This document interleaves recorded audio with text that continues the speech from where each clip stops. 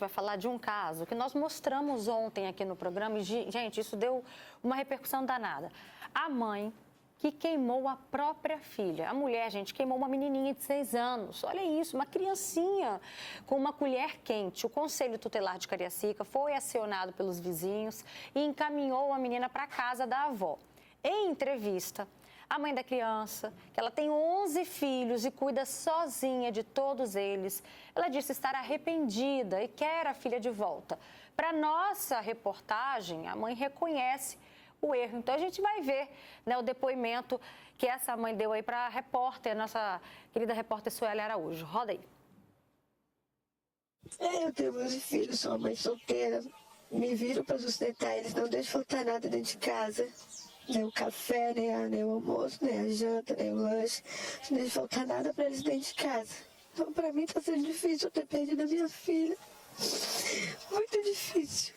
Naquele dia, o que aconteceu? Sim, eu me estrepulei e acabei queimando a mãozinha dela, mas estou arrependida até hoje. Muito, muito, muito, muito mesmo. Quero minha filha perto de mim. Quero muito minha filha. Sinto muito demais.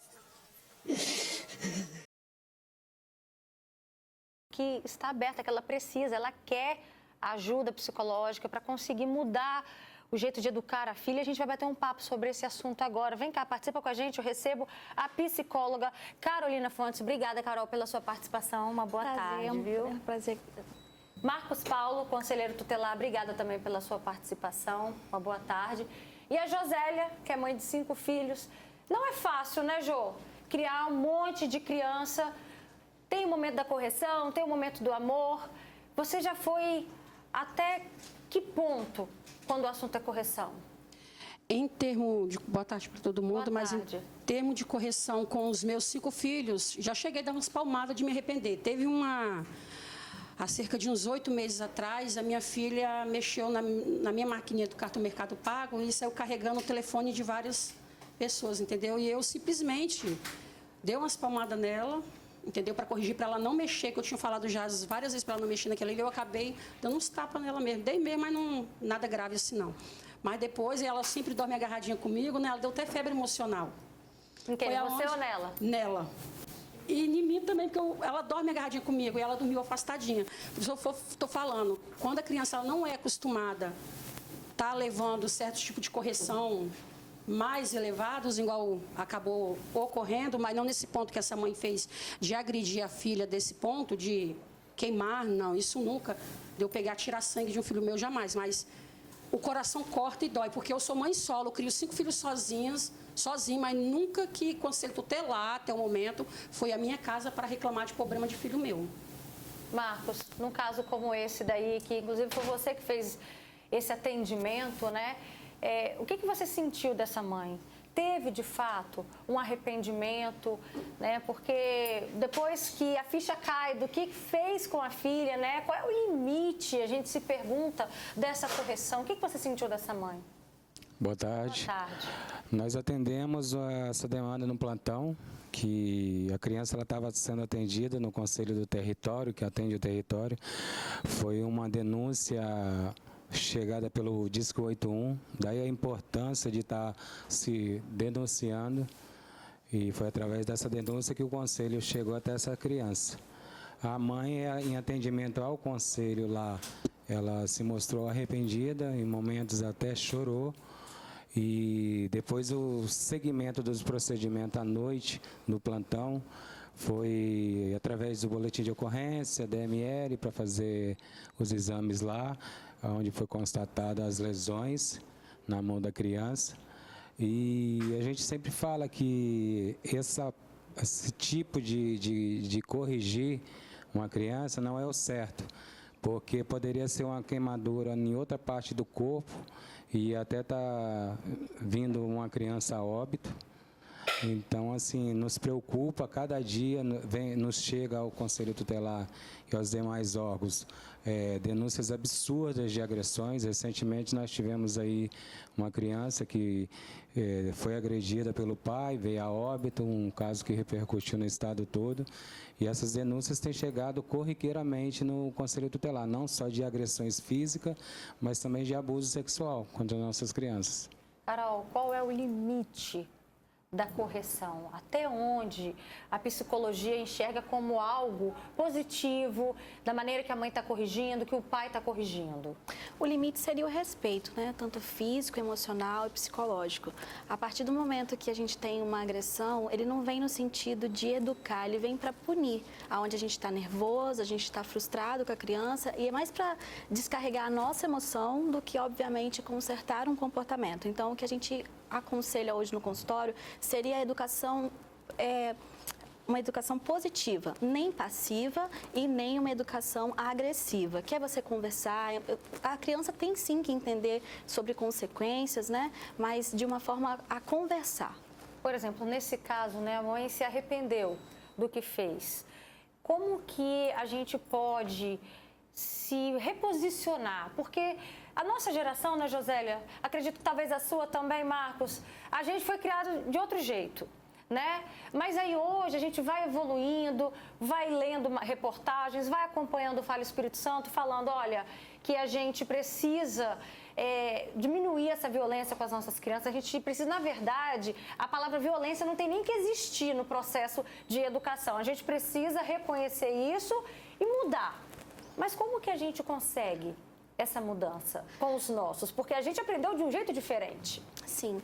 Na psicologia, nós somos objeto de mudança, né? E não de julgamento. Então, o que a gente tem que observar é que é uma mãe sobrecarregada, é uma mãe solo, de 11 filhos, numa condição econômica, né, diferente. Então, a gente não sabe qual é o nível de acesso à informação que ela tem. Então, como fazer essa mudança seria... Temos 3 pontos aí, né? O pessoal, que seria tentar se acalmar, se afastar, conversar e corrigir depois que a hora da raiva passa. Procurar uma rede de apoio, seja família, seja amigos, e também a nível de Estado, né? O que a gente pode proporcionar a essa mãe? Por exemplo, agora ela vai ser afastada da criança por um período, né? Ela pediu ajuda e ela vai entrar em tratamento, que agora não só a criança precisa de apoio psicológico, mas essa mãe também. E como que o Conselho Tutelar acompanha um caso como esse depois? Existem essas visitas periódicas, Marcos? Como que vocês têm essa certeza de que a criança está sendo protegida ali pela avó, de que a mãe não está sendo reincidente nesses casos? Tem todo o acompanhamento, né? E os encaminhamentos. Não só encaminhamento para a criança, para atendimento psicossocial, mas atendimento também aos pais. Porque o Estatuto fala disso também. No artigo. E funciona esse atendimento? A mãe precisa dessa ajuda, ela pediu e ela está disposta. E na prática, funciona? Tem que funcionar. Se não estiver funcionando, tem que denunciar. Porque se não estiver funcionando esses atendimentos, o órgão tutelar e o munícipe, o próprio cidadão, ele pode denunciar no Ministério Público também. Porque aconteceu um fato gravíssimo, onde não só a criança precisa de atendimento, mas a família num todo.